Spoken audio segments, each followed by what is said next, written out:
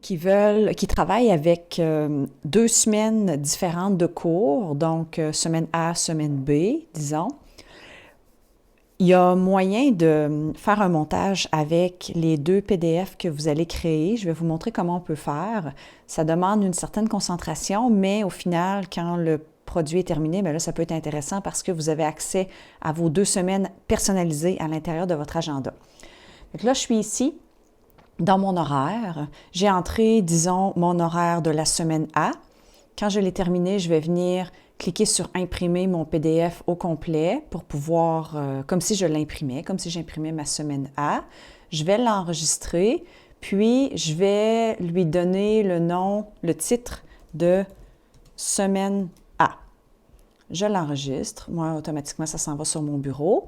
Ensuite, je vais venir faire mon horaire de ma semaine B. Moi, juste pour les besoins de la cause, là, je vais juste changer, disons, le jour 1. Donc, c'est comme si j'avais 402, puis ici, j'avais, disons, 401. Puis, mettons que l'après-midi, j'ai pas de cours, période libre, et qu'en après-midi, je vais avoir 403. Donc, je vais modifier tout mon horaire comme ça pour avoir ma semaine B. Quand j'ai terminé, je vais faire la même chose. Je vais venir sur imprimer mon horaire au complet. Je vais télécharger le PDF. Je vais l'intituler semaine B. Je l'enregistre. Automatiquement, pour moi, ça va sur mon bureau. Maintenant, je vais ouvrir mes 2 PDF. J'ai ma semaine B qui est ici. J'ai ma semaine A qui est ici. Je les ouvre un à côté de l'autre. Ça, c'est mon premier. Je vais venir le baisser un petit peu comme ça. Ça, c'est mon premier. Je vais me laisser de l'espace pour travailler. Et là, je vais venir chercher ma semaine B.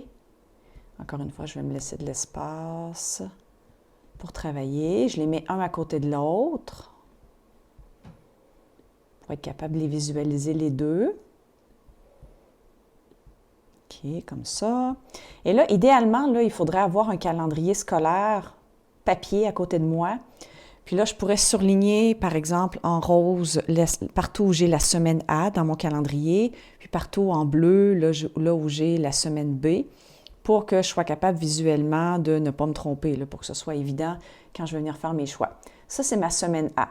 Mettons que la semaine A commence, moi, mes cours commencent ici. Disons que la semaine A commence le 30 août, lundi le 30 août. Ça veut dire que le 30, le 31, le 1er septembre, le 2 et le 3 septembre, c'est ma semaine A. Ma semaine B, elle va être ici. Donc, ma semaine B, qui est ici, le 6, 7, 8, 9, 10, je vais les retirer de ce calendrier-là. 6, 7, 8, 9, 10, je les retire. Donc, 6, 7, 8, c'est le document 10, la feuille 10, et 11 pour le 9, 10. Alors, ces deux-là, je les sélectionne et moi, pour les retirer, dans le fond, il faut que je fasse delete là, sur mon clavier. Donc, je les enlève. Voilà. Donc, 6, 7, 8, 9, 10 ne sont plus là.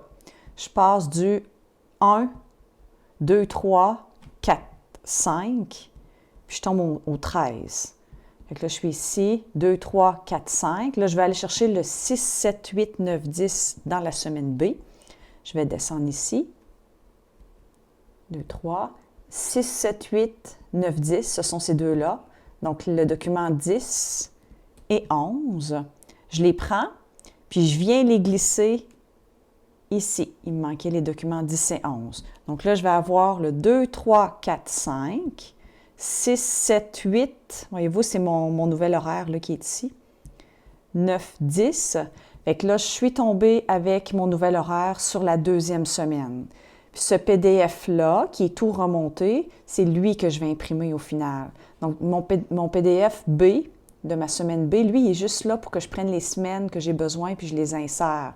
Fait que c'est important à la fin, avant d'imprimer, là, c'est vraiment, vraiment important de venir vous assurer que vous avez tous les jours 16, 17, 18, 19, 20, 23, 24, 25, 26, 27. Là, c'est normal que 28, 29, je ne les nomme pas parce que c'est le samedi puis le dimanche. Donc, il faut que je m'assure au final que j'ai chacun de mes jours. Il faut que je m'assure qu'il n'y en ait pas qui se répètent parce qu'une fois qu'on va l'imprimer, là, il y a du recto verso, ça peut tout gâcher. Puis, il faut que je m'assure que mes semaines A et B soient bien respectées. C'est un montage de PDF qu'on va faire avant l'impression. Puis, une fois que je vais l'imprimer, en fait, avant de l'imprimer, il faut vraiment vous assurer qu'il n'y ait pas d'erreur à l'intérieur en ayant un calendrier scolaire papier à côté de vous. Idéalement papier parce que sinon, on se promène là, dans les écrans, puis là, ça peut être mélangeant. Fait que si c'est moi qui avais à le faire, j'aurais un calendrier scolaire papier à côté de moi. Je surlignerais la semaine A et la semaine B avec des couleurs différentes. Puis après ça, je viendrais m'assurer. C'est quand même plus long que faire un calendrier normal, sauf qu'au final, c'est vraiment le fun parce que vous avez tous vos cours qui vont s'insérer automatiquement comme ça à l'intérieur de votre agenda. Vous allez être super fonctionnel pendant l'année scolaire.